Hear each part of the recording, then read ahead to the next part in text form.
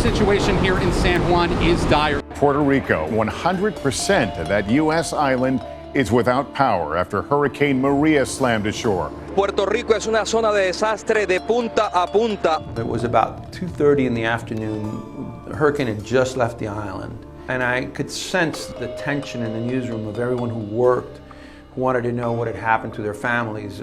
All the cell lines were down. And for the first time in my career, I had to walk into a newsroom and say to everybody that was in there, just shut down. You need to go take care of your families. Those first 48 hours was probably the most challenging time I've had in my career. And you feel powerless, but on the other hand, you can't act powerless. You have to make sure that people understand that there's someone that's going to move them forward.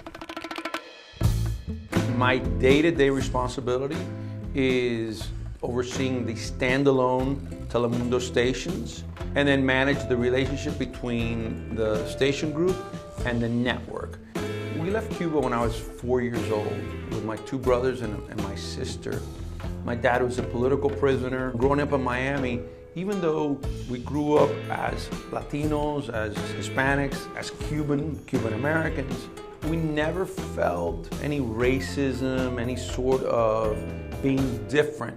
It wasn't until later in life, more as an adult, that I realized that Miami was sort of a bubble compared to the rest of the Hispanic market in the United States. I graduated from high school and I moved to Atlanta, Georgia. I was going to be an electronic technician. I just didn't go over well with me. And that's when I decided I needed to kind of find myself. I knew I needed some responsibility in my life. And I believed that the Air Force and the military could provide some parameters that would at least get me focused and onto my next path. I went to see a recruiter the day I turned 18 that week. I shipped off to Lackland Air Force Base in Texas for basic training. I do remember to this day very vividly landing in San Antonio, Texas, and then being whisked off to the base. I know it was past midnight, and then being woken up the next morning, like 5 in the morning.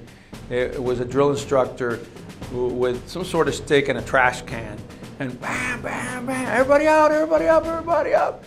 And that was that way for quite a while. I was a mechanic. It was called AGE, Aerospace Ground Equipment Mechanic. It's all the ground equipment that maintains aircraft while it's on the ground. I was stationed at Warner Robins Air Force Base in Georgia, which is a SAC outfit, Strategic Air Command.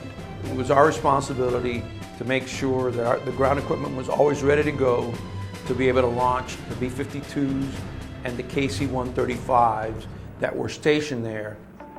When I got out of the Air Force, I needed something to do, and so I was delivering bottled water during the day. I had a bottled water route, and at night I sold fire alarms. Always as a kid, I was pretty good in sales.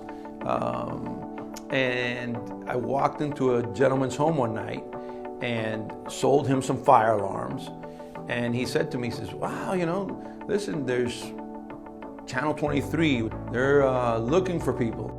And I remember saying to myself, that's right, that's not gonna go anyplace. And I went and interviewed and started as a sales trainee for Channel 23 here in Miami. Growth in sales with the Miami station gave me the opportunity to run my first TV station in Phoenix, Arizona. Even when you're not in a leadership position, you have to behave as if you're in leadership. Because at the end of the day, everything you do leads you to that next step. So being responsible, making sure that you're organized, being responsive to the needs of the people around you. It means being on time. It means not procrastinating. It means caring for the people around you to make sure that you do your part so that you don't hold up everyone else. It means taking responsibility for the actions that you take. Every part of the organization, no matter how insignificant you may believe it is, serves to drive the next step. And that's really my biggest takeaway from, to this day, that the military taught me.